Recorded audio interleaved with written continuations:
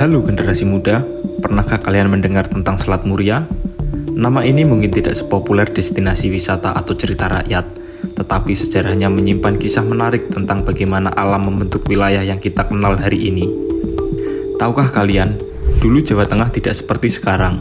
Pegunungan Muria yang kita lihat sebagai daratan tinggi dulunya adalah sebuah pulau terpisah, dikelilingi oleh lautan yang dikenal sebagai Selat Muria.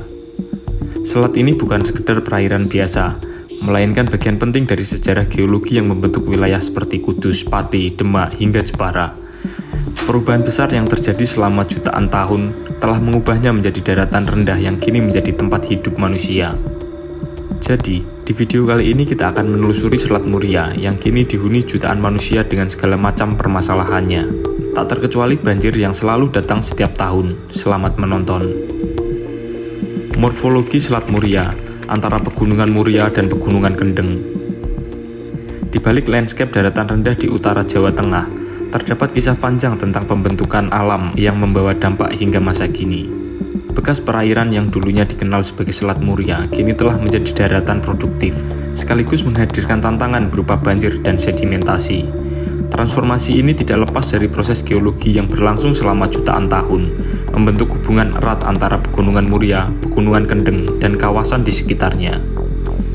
Pada masa lalu, Pegunungan Muria berdiri sebagai sebuah pulau terpisah, dipisahkan dari daratan utama Pulau Jawa oleh perairan yang dikenal sebagai Selat Muria. Selat ini memisahkan dua sistem pegunungan utama, yaitu Pegunungan Muria yang berupa pegunungan vulkanik dan Pegunungan Kendeng yang terbentuk dari material kapur. Keberadaan selat ini menjadi wadah sedimentasi yang berasal dari erosi tanah di kedua pegunungan tersebut. Proses sedimentasi ini berlangsung selama jutaan tahun, membawa material dari lereng-lereng gunung melalui aliran sungai. Akumulasi sedimen tersebut perlahan-lahan menutup Selat Muria, menghubungkan menjadi daratan rendah yang mencakup wilayah Kabupaten Kudus, Pati, Demak, dan Jepara. Dataran rendah dan ancaman banjir. Transformasi Selat Muria menjadi daratan tidak hanya menciptakan wilayah baru yang subur, tetapi juga menyisakan tantangan besar. Dataran rendah yang terbentuk akibat sedimentasi memiliki karakter tanah yang cenderung rendah dan rentan terhadap genangan air. Hal ini menjadikan wilayah seperti Sayung di Demak, Kudus, hingga Juwana di Pati sering mengalami banjir, terutama saat musim hujan tiba. Upaya untuk mengendalikan banjir sebenarnya telah dimulai sejak masa pemerintahan Hindia Belanda. Pada masa itu, Belanda membangun sistem drainase berupa selokan besar di sepanjang jalur Dendeles, dari Sayung hingga Karanganyar Demak. Selokan ini berfungsi sebagai wadah untuk menampung sedimen dan air, mencegah akumulasi yang berlebihan di daratan rendah. Jika sistem ini tidak dibangun, kawasan seperti Demak dan Kudus kemungkinan besar akan lebih sering dilanda banjir. Tidak hanya banjir, wilayah di bekas Selat Muria ini memiliki kontur tanah lunak dari sedimentasi. Akibatnya, struktur jalan di wilayah ini sering sekali mengalami kerusakan, dan masyarakat yang akan membangun bangunan di wilayah ini harus menggunakan struktur pondasi yang benar-benar kuat. Bendungan dan infrastruktur pengendalian air. Selain selokan, pemerintah Hindia Belanda juga membangun bendungan sebagai bagian dari upaya mengendalikan air. Salah satu bendungan penting yang dibangun adalah Bendung Wilalung di Desa Kalirejo, Kecamatan Undaan, Kudus. Bendungan ini berfungsi untuk menampung air dari pegunungan sekaligus mengurangi sedimentasi di daratan rendah. Di era modern, upaya ini diteruskan oleh pemerintah Indonesia dengan membangun infrastruktur tambahan seperti Bendung Logong yang saat ini beroperasi, serta rencana pembangunan Bendung Meranggen. Bendungan-bendungan ini dirancang untuk mengurangi aliran air yang berlebihan dari hulu ke hilir, sekaligus menampung sedimen sebelum mencapai kawasan daratan rendah.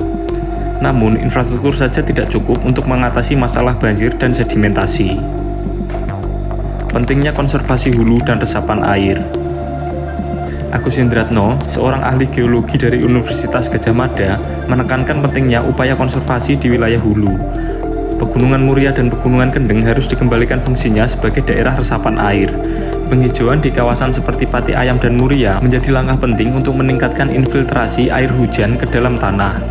Dengan cara ini, air hujan tidak langsung mengalir ke sungai, tetapi disimpan di dalam tanah sebagai cadangan air tanah.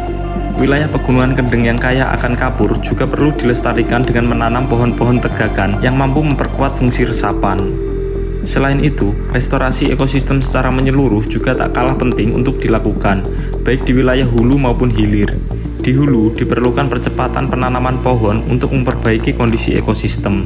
Sementara itu, di hilir, pembangunan infrastruktur yang ramah lingkungan seperti jaringan drainase alam dan buatan yang lebih dalam menjadi solusi untuk menampung air hujan yang jatuh dalam jumlah besar. Dengan langkah-langkah ini, intensitas banjir dapat dikurangi. Meskipun secara geologi, kawasan ini terbentuk sebagai daratan yang rentan terhadap genangan air. Transformasi Selat Muria menjadi daratan rendah menyimpan pelajaran berharga tentang hubungan manusia dan alam. Pemahaman terhadap sejarah geologi kawasan ini harus menjadi pijakan untuk menciptakan solusi yang berkelanjutan. Dengan kombinasi upaya konservasi di hulu, pembangunan infrastruktur di hilir, serta kesadaran masyarakat akan penting pelestarian lingkungan, tantangan banjir dan sedimentasi dapat diatasi secara perlahan. Selat Muria mungkin hanya tinggal nama, tetapi jejaknya tetap ada, mengingatkan kita akan kekuatan alam sekaligus tanggung jawab untuk menjaga keseimbangan ekosistem.